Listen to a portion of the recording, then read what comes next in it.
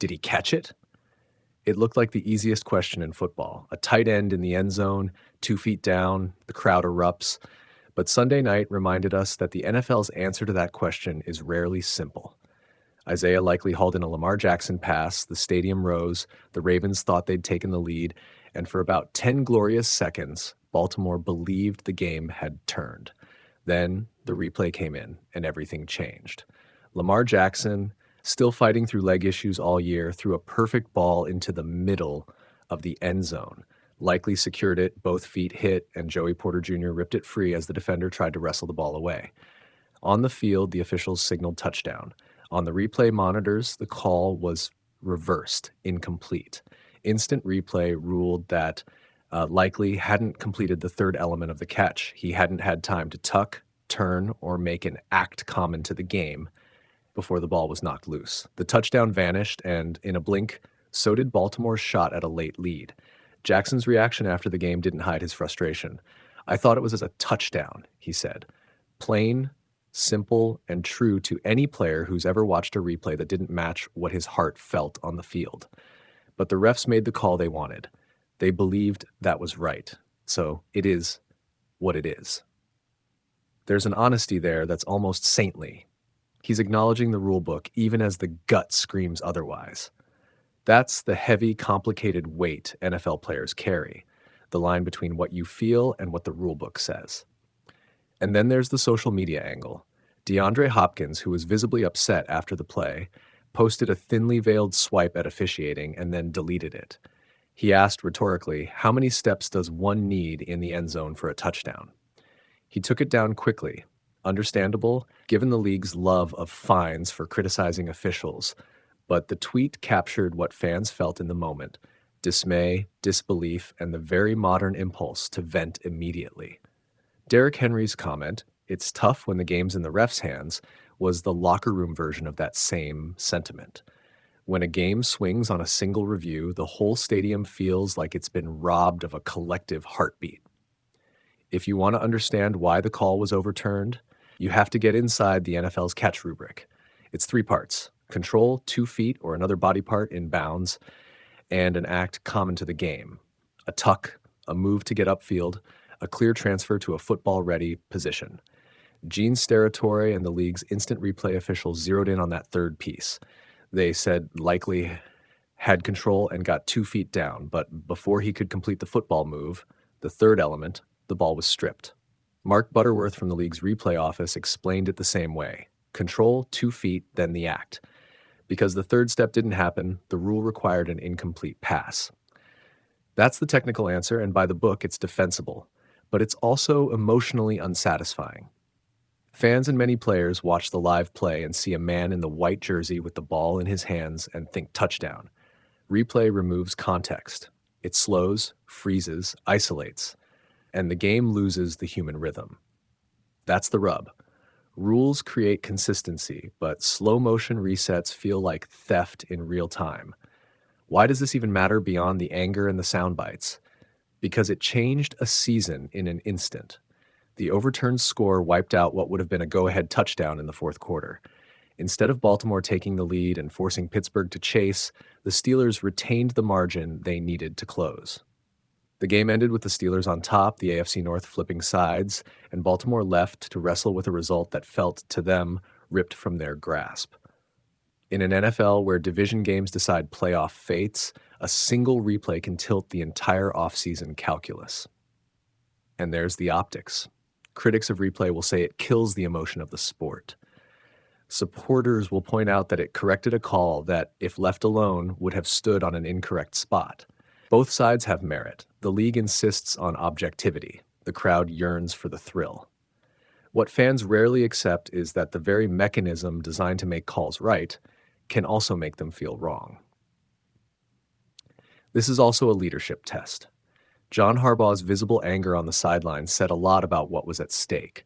Coaches live in the space between the rules and the ref's interpretation of them. They have to channel that raw emotion into focus for the next series. For players like Jackson and Hopkins, the choice is to stew or to respond.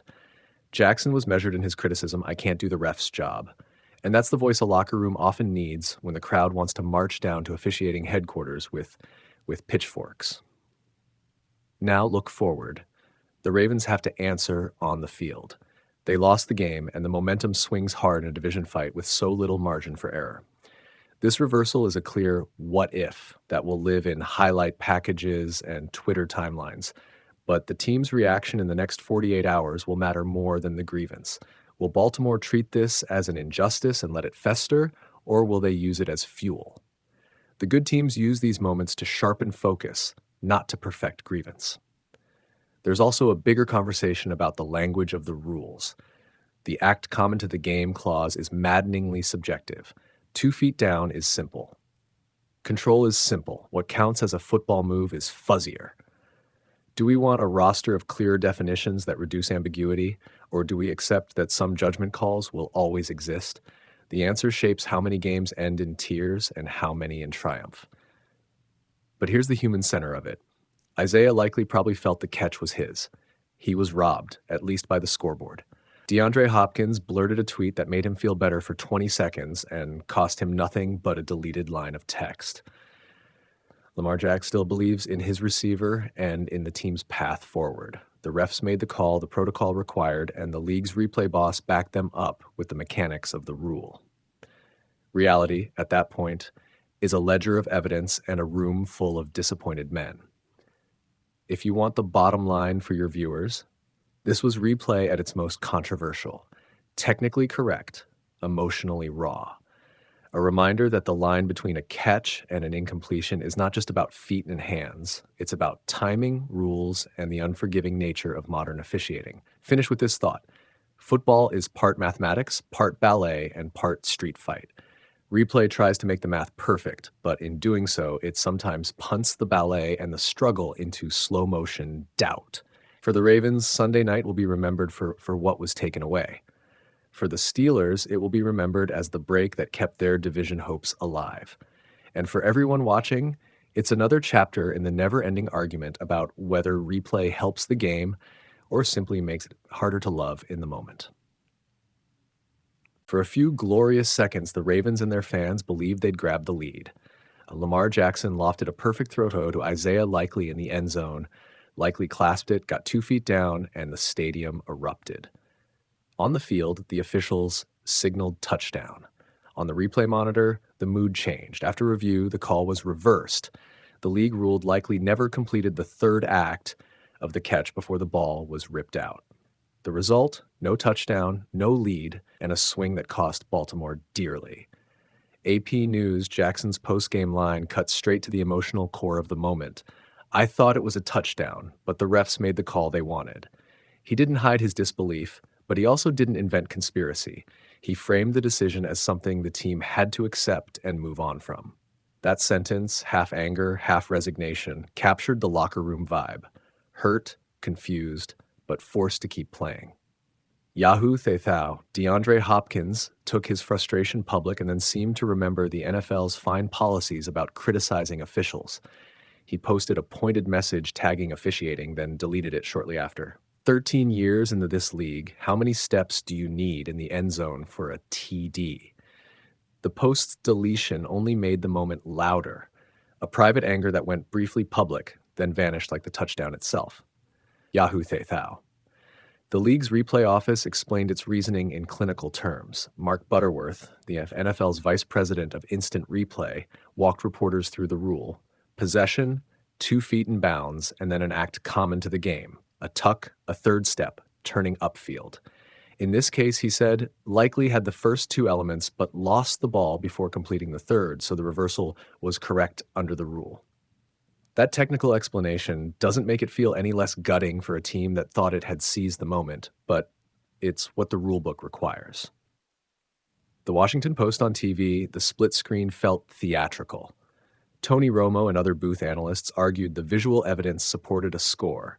The crowd's roar and the on-field signal reinforced that instinct. But the replay standard isn't about what looks right in the moment.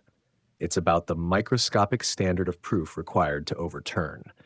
To Ravens players and fans, that distinction is academic when the scoreboard reads the other way. To officials, it's the only language they can use. Sportskeeda